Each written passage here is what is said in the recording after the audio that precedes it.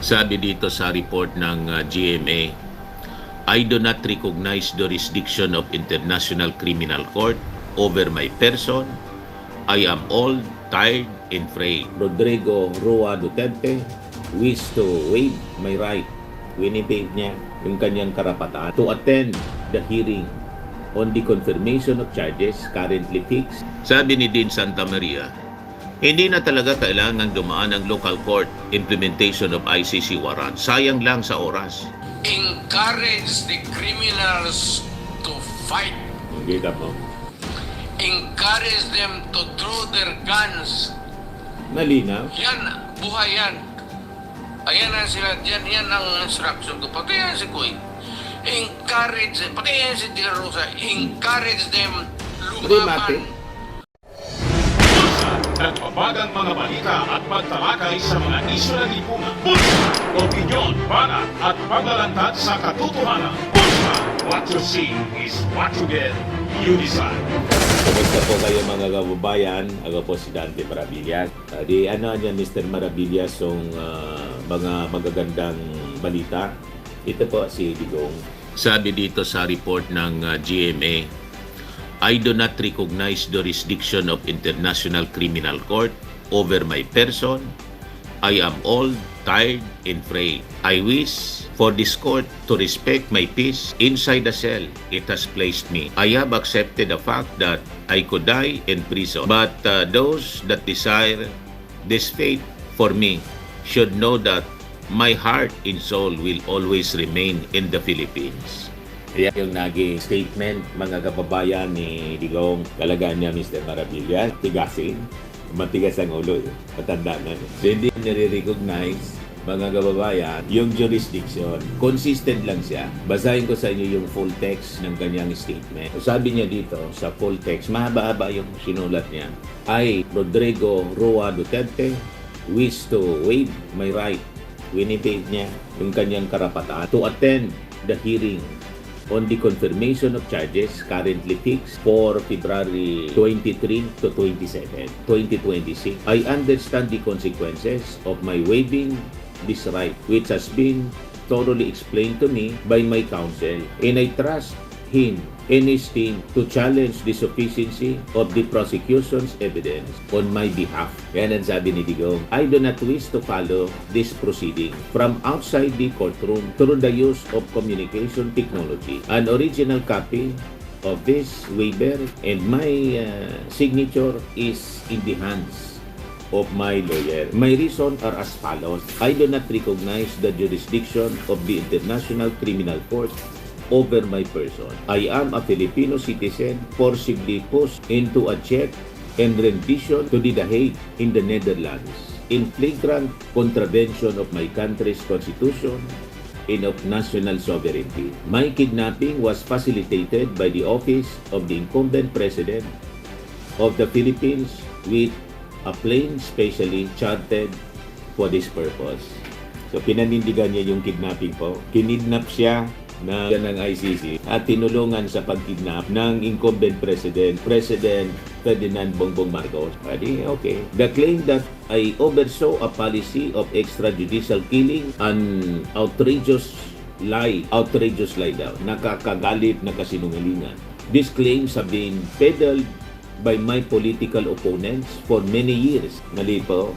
Lahat ng statement dito. Anyway, basahin ko na muna po. Tapos, himay-himayin natin yung statement. All of this based on lies. These claims have been peddled by my political opponents for many years.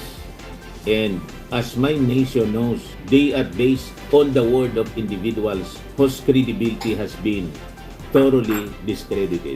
Wala man siyang minention kung sino mga individual. I do not wish to attend legal proceedings that I will forget within minutes. Ayaw daw niya, mga kababayan, na mag-participate sa proceedings na within minutes makakalimutan niya. Pero naiintindihan niya yung sinabi ng abogado. Pero yung sinabi ng abogado, makakalimutan lang daw niya within minutes. Pero consistent siya doon sa sinasabing kidnapping na sinabi mga kababayan niya ito at ng kanyang abogado, ilang ko na ba? Simula nang ma-deliver siya mga kababayan sa The Hague. So hindi totoo na within minutes makakalimutan niya. Kasi yung term na kidnapping na ginamit ng kanyang abogado, based sa kanyang instruction siyempre, kasi abogado din siya, naalala niya, consistent nga yung sinasabi niya. Pero ang sinasabi niya dito, talagang consistent siya sa inconsistency. Talaga niya, Mr. Maravillas. Si Digong po, consistent sa pagiging inconsistent. Hindi ito obra. Kasi po, pure lie. Mismo yung laman, mga kababayan, ng ganyang defense, ganyang paliwanag, lies. I do not wish niya to attend legal proceedings with that I will forget within minutes. Paano mo papatunayan na yung proceedings magkakalimutan mo within minutes? Yung mga terminologies nga ginamit mo, example, kidnapping, from the very beginning, nang ma-deliver ka, yun na yung sinasabi mo. Pero until today, nare-recall mo pang kidnapping yung nangyari sa'yo. Naalala mo kung sino yung nag-facilitate na ma-deliver ka sa dahig? Si President Bangang. Malinaw yung pagkasulat. Full name, the incumbent President of the Philippines. Ay, hindi pala sinulat dito yung pangalan. Nakalimutan siguro. Hindi nabalik kung hindi minention yung pangalan. President of the Philippines. So naalala mo, ang nagpa-deliver sa'yo, yung presidenting incumbent. Hindi mo na pinangalanan. Pero alam mo, naalala mo. So hindi mo naalala si General Torre. Wala dito yung pangalan ni General Torre. I do not wish to attend legal proceedings niya. I am all tied in frail. Alam naman namin na all ka tied in frail. Pero hindi yun po rason para hindi ka mapanagot. Hindi nangulugan na pag ikaw matanda na, mahina na, yung accountability, kalimutan na lang natin. That is very, very unfair doon sa mga victims ng extrajudicial killing. Itong mga statements na to ng kanyang abogado, sinulat na, yung abogado niya yung pinabasa sa inyo. Inapprove sa kanya. Kasi nga po, mga kababayan, ang intensyon nila, iwasan yung trial tulad ng impeachment trial dito ni Sara kasi napakabigat ng kaso, napakabigat ng mga aligasyon, punong-puno ng mga ebidensya. So, they have to resort to ganitong pag-iwas. Tapos sabi pa ng kanya, cousin na si Noel Duterte, galit na galit sa kanilang pamilya, na pagkasian niya humarap sa trial si Digo, sa sobrang kayabangan, aamin tulad ng ginawa niya sa Quadcom. Umami. Yung minutes ng Quadcom, mga kababayan, malamang sa malamang na i-forward na doon sa ICC. Walang base, hindi ka mag-participate kasi within minutes, makakalimutan mo lang yung minutes, yung proceedings pa lang. Within minutes, makakalimutan mo lang. Ang solusyon yan, yung proceedings, recorded naman yan. Lagi mo lang hawak at babasahin mo para hindi mo makalimutan. Wala ka mang ginagawa dyan. At hindi mo man kailangan i-memorize yung proceeding. Hindi mo kailangan. You have your lawyer. Tapos, i-discuss sa'yo kung halimbawa, nahirapan ka na magbasa pa ng magbasa kasi matanda ka. So, ikikwento na lang sa'yo ng iyong abogado, babasahin sa'yo. Hindi mo man kailangang i-memorize. Ito yung mga kababayan, yung malinaw na palusot na napakababaw. Magpapalusot ka, napakababaw ng argumento. Sayang talaga yung kayang pasweldo sa abogado, 150 million a month, sabi. Pagkatapos, ganito yung mga argumento. Siguradong reject na naman to. Hindi man na niya siguro, Mr. Maravillas, i-reject. Kasi di ba may right yung tao na hindi mag-participate?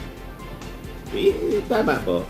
May right siya na hindi mag-participate. Pero may right din yung husgado to proceed with the case. Continue with the proceeding. It can be tried in absentia, mga kababayan. And yung consequences, parehas siya. May presentation ng mga ebidensya. Then yung kanyang abogado, hindi man siya mag-appear tulad ng gusto niya.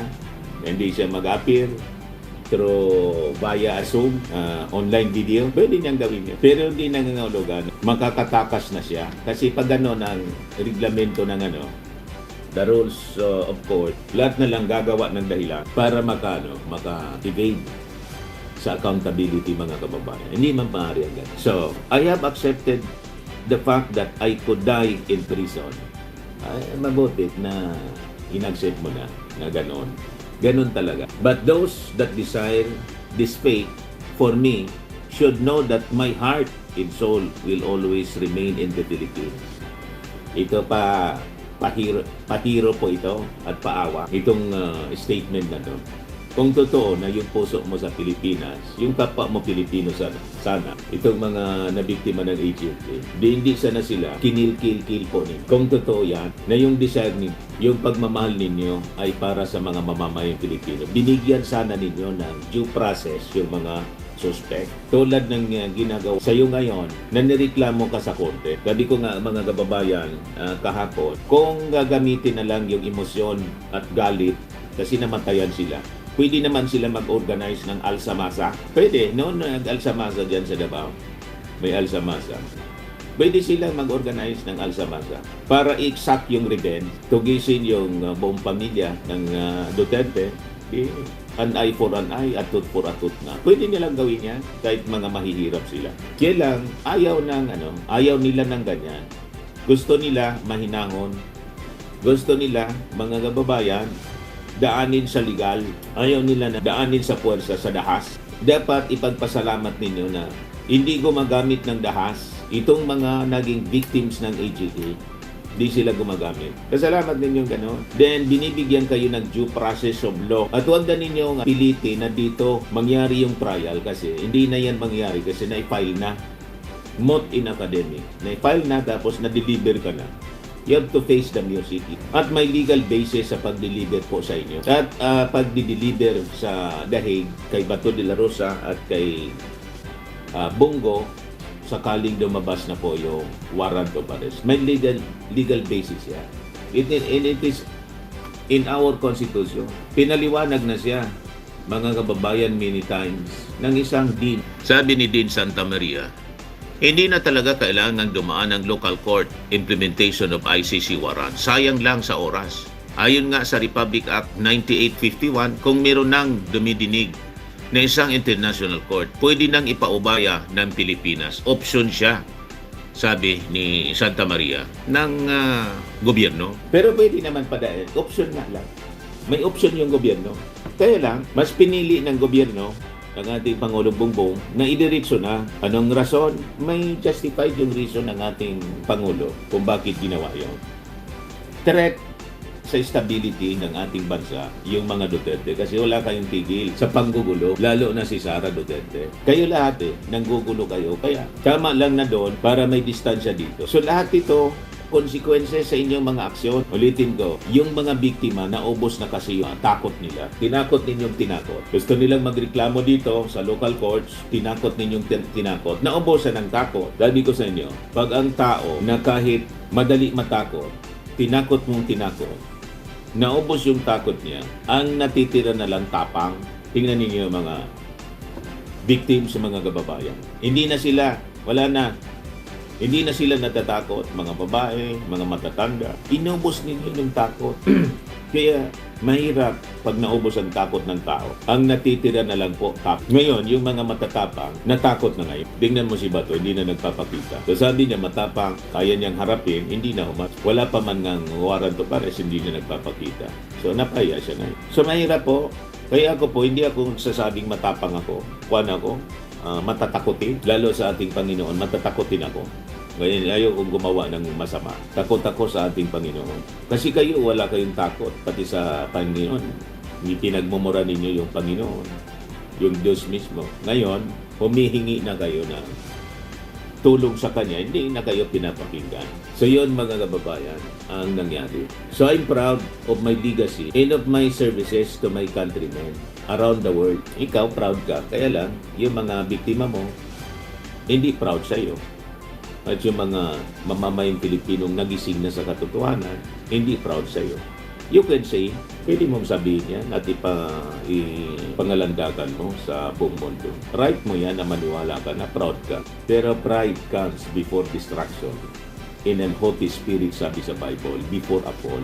Iyon ang dumapo po sa inyo. Sobrang kayabangan, ito na ngayon consequences. Let no one doubt my love for and loyalty to the Philippine nation. Karapatan namin na magduda. Lalo't nang sinabi ninyo, yung pagmamahal ninyo sa Pilipinas, kuwan man lang siya. Sa paningin namin po, lahat lang yung kwento, lahat salita. Una doon sa kampanya na ipaglalaban ninyo yung West Philippine Sea, sasakay pa kayo ng jet ski. Hindi nangyari yung pagsakay ninyo sa jet ski kasi sabi, joke man lang pala yun. And sinabi ninyo mismo, mula mismo sa inyong bibig na willing ka, pwede na ninyo gawin kaming province ng China. So malabo itong statement po ninyo na dapat kami hindi manduda. Dudang-duda kami sa inyong pagmamahal sa ating bansa kasi kitang-kita po sa mga actions ninyo.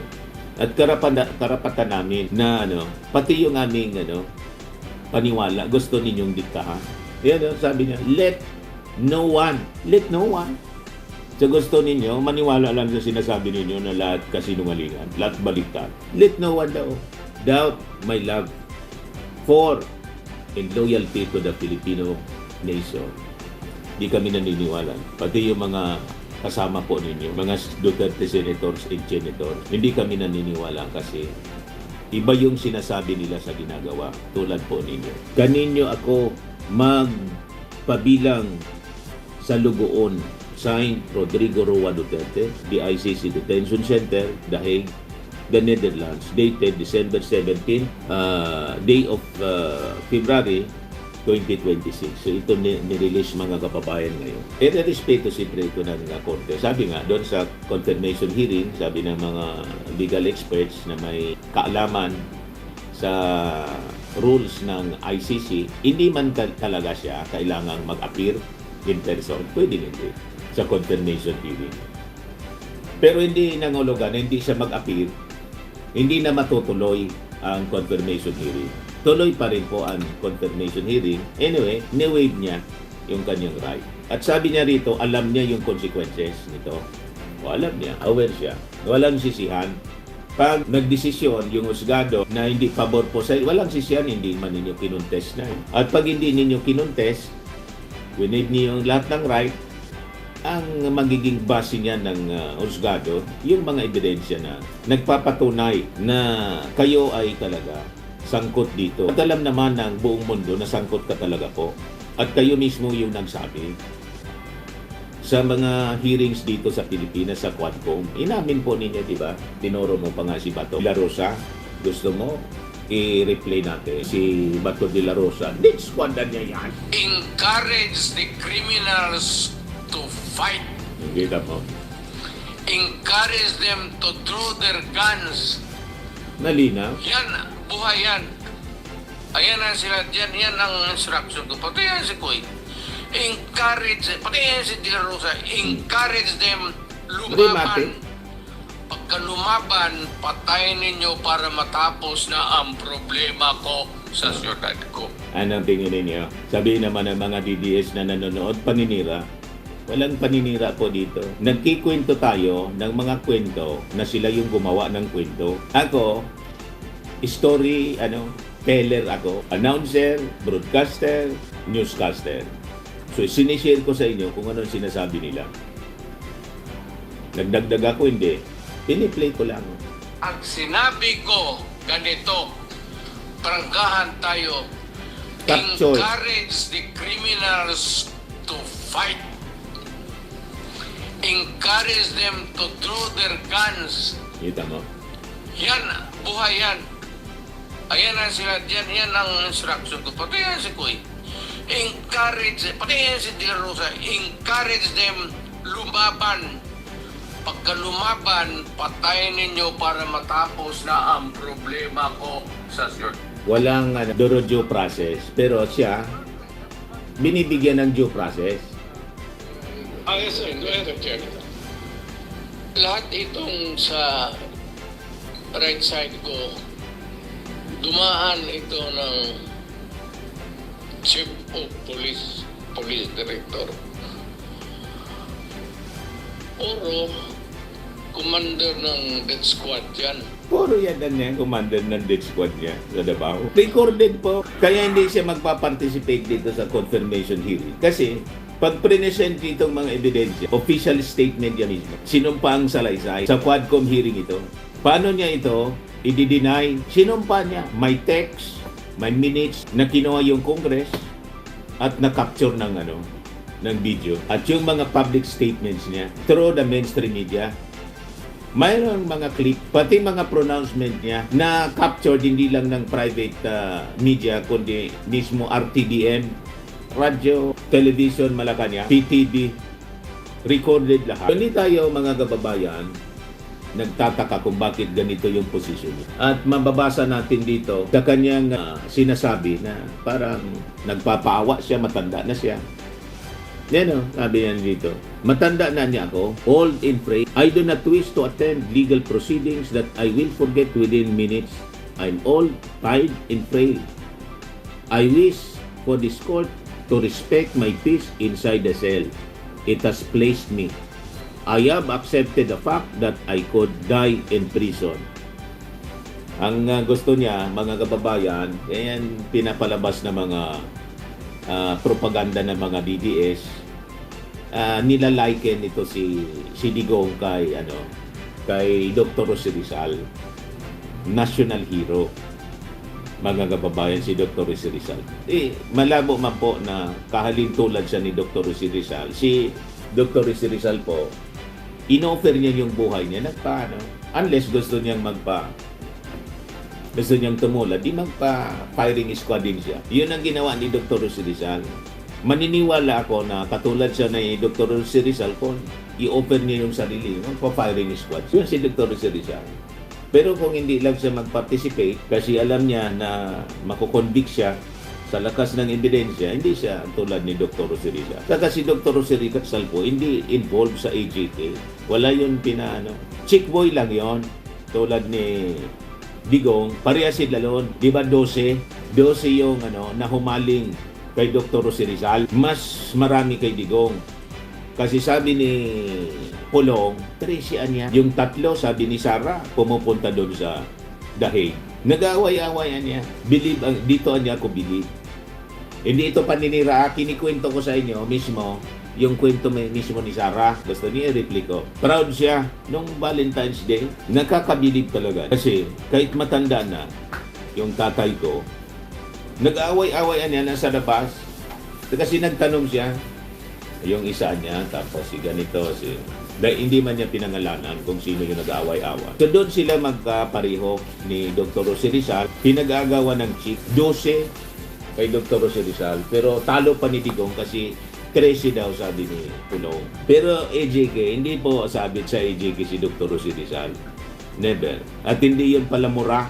At never niya na minura yung ating Panginoon. Hindi yun. Ngayon, ibigay ko sa inyo itong mga balita ngayon. Sabi dito, may mga reactions yung iba-ibang mga political leaders. Si Butch Abad, dating budget secretary, at Pinklawa. Tinanong siya kahapon, bakit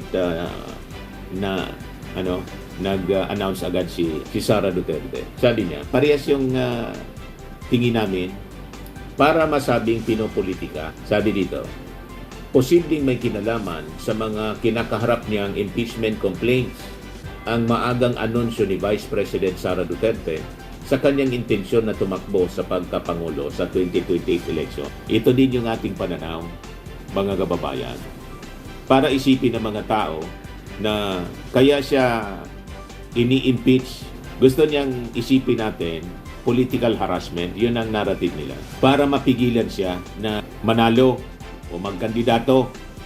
Yan ang objective ng Marcos administration. Kaya this early, in-announce na niya para yung propaganda masustain. Talagang yan gusto ninyo yung politika. Yan ang pag binasa ninyo yung mga reactions ng mga DDS. Talagang ganon. Una yung mga sinasabi ng mga DDS na hindi na lang magtatagal yung ating Pangulo.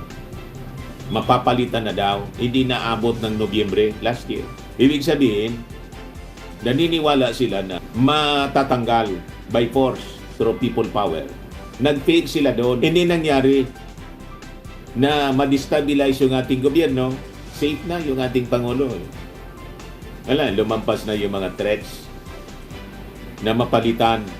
Pero yun ang una nilang agenda. Napalitan na yung ating Pangulo by force. Hindi nangyari. So ang ginawa nila ngayon, kasi hindi nila kaya, 2028 na lang. Nag-announce na po si Sara na kakandidato. So ito patunay, mga kababayan, na wala na yung kanilang pangarap na iupo si Sara. Di ba nag-announce si Sara last year, 2 years ago, na dinesignate niya yung kanyang sarili as, in-appoint niya yung kanyang sarili as designated survivor. Yun ang palatandaan, signal mga kababayan. Tapos sunod-sunod yung maisog rally to destabilize the government. At tularan niya si GMA, hindi nakatapos si Iraq. They miserably failed mga kababayan sa attempt. And so, nag-recalibrate sila ngayon ng kanilang banta. Hindi nila kinaya kasi walang support, popular support. Yung mga people power nila, may one time, big time na panawagan, di ba, si Chavit Singson? Wala man nakinig sa kanya. Sino man maniniwala doon kay Chavit? Yung sumama siya sa rally, binubo siya, pinapalaya siya ng crowd, tapos nag-press con, nanawagan ng one time, big time rally daw. Wala man nakinig. Sila lang naman, yung mga vloggers, yun ang gumastos pa siya sa press con para i-announce, manawagan ng para iupo si Sara. Ngayon, na hindi nila kinaya ang ganung mga attempt, ito na, nag-decide na si Sara, wala niyang mangyayari. Hindi ako makakaupo nito. Doon na lang sa 2028 presidential election. Itutok yung ating panahon, yung ating energy. Then, gagamitin pa nila itong diversionary tactic po. Diversion para pagtakpan yung issue sa impeachment. At gagamitin nilang itong issue sa impeachment na ginagawa ng ating gobyerno para siya pigilan na manalo, na maging Pangulo. Yun ang magiging justification na. Ito ang sinasabi ngayon ni Butch Abad. Sabi niya, posibleng may kinalaman sa mga kinakarap niyang impeachment complaints ang maagang anunsyo ni Vice President Sara Duterte sa kanyang intensyon na tumakbo sa pagkapangulo sa 2020 election. Sa panayam na 1PH kay dating Budget Secretary Butch Abad, sinabi niya na baka nakita ng kanyang kampo na mabigat ang mga reklamong inihain laban kay Duterte. Kaya posible raw maagang nag-anunsyo si VP Sara para pagmukain na kaya siya gustong i-impeach ay dahil target niyang maging Pangulo sa susunod na eleksyon. Yan ang gusto niyang ipaniwala sa atin. Malabo man po. Kaya may plano ka, kaya wala, kailangan kang ma-impeach at sumailalim sa trial para doon natin makita kung totoo o hindi. Kung totoo, di tuloy-tuloy ka sa pagkandidato. Kung hindi, kung totoo yung mga kaso, you have to account for it. Kailangan mong panagutan yun. Para siguro dalhin sa isip ng mga tao na kaya lang naman ako ganito na hinaharas ng mga kalaban ko dahil may balak akong tumakbong Pangulo. Gagawin niyang shield. Kaya dali-daling nag-announce mga kababayan kasi ongoing yung proseso ng impeachment complaint laban sa kanya doon sa Congress. Ngayon, ito yung sabi dito ang latest sa impeachment ni Sara. I-share ko na po sa inyo as reported ng Billionaire News Channel. VP Sara's presidential bid won't derail impeachment process, says Iloilo Solon. Si Defensor po. Hindi niya mapikuan yan, yung impeachment. Vice President Sara Duterte's presidential bid would not stop the constitutional process niya involving the impeachment complaints filed against her. According to House Senior Deputy Majority Leader in Iloilo Representative Lawrence Defensor. Si Lawrence yata kasama ito sa magiging House Prosecutor. Sa interview, sabi ni Defensor, dinescribe niya ang announcement ni Sara kahapon as a strategic decision niya to strengthen her following para lumakas yung mga followers niya. Possibly para i-intimidate yung Congress. Ang mensahe niya, mag-isip-isipan niya kayo, malakas ako, nag-announce na ako, talagang tatakbo ako. Pag nanalo ako, re-risbakan ko kayo dyan sa Congress. Magugutom kayo dyan. Possibly yun ang mensahe niya. Para i-rattle, sabi ng ibang congressmen, ang Congress. So, pero ang sabi dito, strategic niya yun. Noting that the move came amid the pending impeachment cases in the House of Representatives. Mabuti din sa kanya para malaman niya kung sino talaga ang mga kakampi niya, kung sino ang hindi niya mga kakampi. Tama. Dito magkakaalaman na sino sa mga congressmen ang pipirma sa impeachment at hindi. Para makilala na natin sila. Yung hindi pumirma, pero pumirma noon, pero ngayon hindi na pumirma, so ibig sabihin, ito na yung mga kakampi ni Sara. At natakot sa pag-announce ni Sara, ito yung babalimbing at bumabalimbing. Yan ang ibig sabihin. So, importante para magkaalaman na po. Pero sabi nga natin, itong mga congressmen, magdadalawang isip sila kung sasama sila. Bakit po? May 2 years pa po. Pag sumama na sila, baka wala na silang project. O diba, susugal sila kung mananalo si Sara. Kung biglang lumabas yung ICC, co-perpetrators, nagkasama na. O diba? Baya sila ngayon. Kasi tingin natin, magiging sabay-sabay siya. Pero sabihin ko sa inyo, wala man ditong kinalaman yung Marcos administration. Halimbawa, mag-release ng warrant of arrest kay Sara. Kasi ang ICC po, walang hindi na influensyahan ng kahit anong gobyerno. Pwede pa itong impeachment complaint laban kay Sara. Kasi siyempre may influence yung ating Pangulo sa Congress. That is public knowledge naman po. Mabuti din sa kanya para malaman na niya kung sino talagang kakampi. Despite the political implications, the Iloilo lawmakers stressed that the House would proceed with constitutionally mandated process. I hope that he will be an independent it will be as independent as possible, sabi ni Lorenz Defensor. Mas mabuti na yung malaman ng mga tao.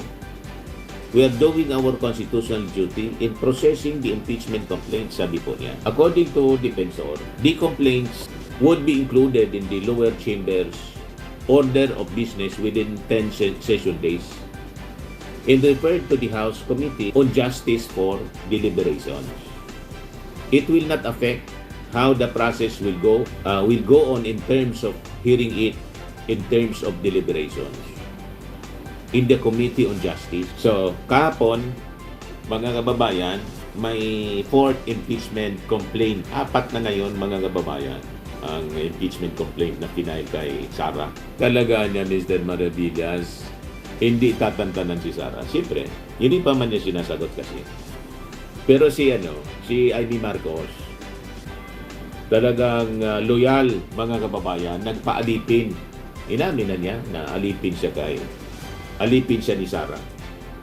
Takbo, gapang, luhod, patayo, paupo, hindi ko naman siya kailanman iniwanan. Basta't sunod-sunuran ako roon.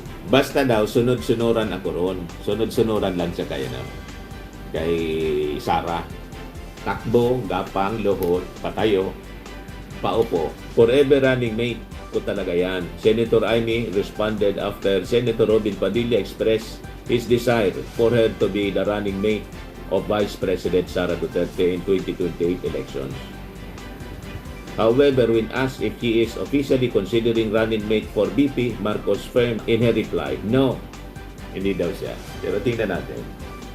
Tinupos siya na maging running mate. Pero yung iba, ayaw sa kanya, gusto si Marcoleta or si Robin Padilla. Tumakbo lang kayo lahat para marami pong pagpipilian. Reckoning time, mga co-perpetrators. May share ko ito sa inyo. Malacanang has struck the right tone in urging Senator Bato de la Rosa and Senator Christopher Lawrence Bongo to face the charges looming against them at the International Criminal Court and not try to hide once the arrest warrants are out for them. Tama po. Face the music. Yan man lang po, huwag magtago sa kapa ng sa saya ng Senado. Pero ang sabi ni Bongo, hindi daw siya magtatago. Never daw siya. Yan sabi ni Bongo rito. Hindi naman po ako takot. Senator Bongo hindi a-absent sa Senado kahit posible siyang arestuhin ng ICC. Mga ganitong statement po. nasanay na kami sa baliktad na interpretation. Kung i-interpret natin itong baliktad, ang ibig sabihin niya, tutularan niya si Bato de la Rosa. Pag sinabi nila pong hindi absent, absent para hindi po tayo mabudol. Walang balak umabsent si Senator Bongo kahit pa posible siyang ipaaresto ng International Criminal Court, sabi rito. Kabilang sigo sa 8 pinangalanang kasabwat ni dating Pangulong Rodrigo Duterte sa drug war. Sa kabila niyan, nanindigan ng senador na walang sapat na basihan para lumiban siya. Nauna nang sinabi ni Go na hindi siya sangkot sa madugong kampanya kontra droga. Itong mga statement na to, Senator Bongo, hindi man ito kailangan ng Pilipinas. Kasi yung kaso po ninyo, nandun sa ICC. So, the best thing na pwede mong gawin para may silbi yung inyong mga statements, isulat mo siya sa ICC. Pero hindi pa man ngayon, anyway, hindi pa man po lumalabas yung ICC warrant. Pag lumabas na yung ICC warrant, do not expect na isi-shield ka ng Senado at isi-shield ka ng gobyerno. Kasi sabi ni Dean Santa Maria, hindi na kailangan dumaan pa sa local court kasi it is part of our national law and even by the Constitution, recognizing the international law. Nakalagay pala sa ating Constitution, mga kababayan, sabi ni Dean Santa Maria. So hindi na po pwede yung mga argumento ninyo na about sovereignty. Wala. At yung mga sovereignty depensa po ninyo, wala mang naniniwala doon sa mga sinasabi ninyo kasi sovereignty pag kayo yung apektado. Yung personal ninyong interest, apektado, you assert the sovereignty. Pero sa West Philippine Sea, walang sovereignty na nire-raise po kayo dito sa Ganon, tansarili lang. Pag pwede. Pag sa inyo pwede ang sovereignty. O ngayon, if they know they are innocent, sabi ng Palasyo, they should face the matter and be courageous in going through the necessary processes, sabi po ni Jose Castro. While no warrants of arrest have yet been received by the Philippine government, Go and De La Rosa have been officially named bilang mga co-perpetrators along with 6 others sa crimes against humanity laban kay Digong. Their names appear in the lesser redacted version ng dokumento. So yan ang sabi dito, mga kababayan. So moment of reckoning, sabi dito, Go will even have to contradict himself. In September 2019, in a TV interview, he casually mentioned that Duterte was promising a reward of 1 million. Recorded po lahat ito. For the killing of a ninja cop, a policeman reselling drugs, and 500,000 if the suspect's cop was captured alive. Mahirap po yung daldal ng daldal. Proud sila dito. The implication was chillingly clear. Under Duterte killing was the preferred and more lucrative way to address, since Malacanang insists that Go and De La Rosa have to resolutely face the charges against them. It must likewise hold itself to the same standard by strictly enforcing the law in this matter. It must promptly implement the arrest warrants once they are out and deliver Go and De La Rosa to the ICC to face accountability for their participation in Duterte's crime. So, asahan na natin, mga kababayan, special delivery ito. No amount of criticism, mga kababayan, mula sa mga DDS could change the position of the government. Kasi po, yung position ng ating gobyerno, yun ang tama. Kung sa tingin nila, mali, di si Kwan magpa-file daw ng petition asking for guidance sa Supreme Court, si Aguirre. Okay yun. Tama yun. Mag-file kayo. Kaya lang, pag file ninyo, matagal pa yung decision niyan. Malamang sa malamang, pag nandyan na yung warrant of arrest, ganun pa rin yung mangyayari. Kasi, sino yung mag-enforce niyan? Wala mag-enforce niyan. Saka yung Siyempre, ika-counter din yan ng Solicitor General ng gobyerno, ika-counter. So before pa na ma-enforce, makapag-decision with finality yung Supreme Court, na-deliver na uli si na-deliver na yung dalawang senador. So di tapos, Edel, maraming salamat sa inyong panonood. Ako po si Dante Maravillas. Bye-bye. God Firmax bless. Firming and Lifting Cream, pinapahid po sa mga pulses in affected area. Mainam po sa paninigas ng mga kaso-kasuan. Ito naman po, Automax Radiant Serum. Sa mukha naman yung application, anti-aging po siya. You will look 10 years younger than your age. Sa mga cancer patients naman po, baka lang gusto ninyo itong itry. Neng siya Red Mix Fruit Drink. Hindi mo po siya gamot, food supplement siya. Kaya lang, gawa siya mga kababayan sa goji berry. Yung goji berry may anti-cancer properties. O ngayon, yung mga inquiries ninyo, dumiritso na lang kayo sa aming messenger sa Facebook para masagot namin agad. Ayos pa? Ayos na ayos niya, Mr. Maravilla. Sa mga nagana po ng malinis and spacious fitness gym, pumunta lang po kayo sa aming Colossal Fitness Gym. May Grab car rental din po kami. But anyway, ito po pala yung aming bagong product na binibenta online. I am worldwide amazing pure organic barley powdered drink mix from Australia. Negosyo to ng aking anak na architect entrepreneur Riz Maravillas. Ayan po. Kontakin na lang po ninyo siya, Riz Maravillas on Facebook. Ang mga health benefits niya, boost immunity, improves digestion, enhance energy levels, packed with antioxidants, prevent cancer. Ito naman po yung bago naming product na binibenta online. Eye Glow Serum, whitening po siya. Tingnan ninyo yung epekto sa aking anak na architect before and now. Yung mga inquiries po ninyo, dumiretso na lang kayo sa kanyang Facebook account, Riz Maravillas.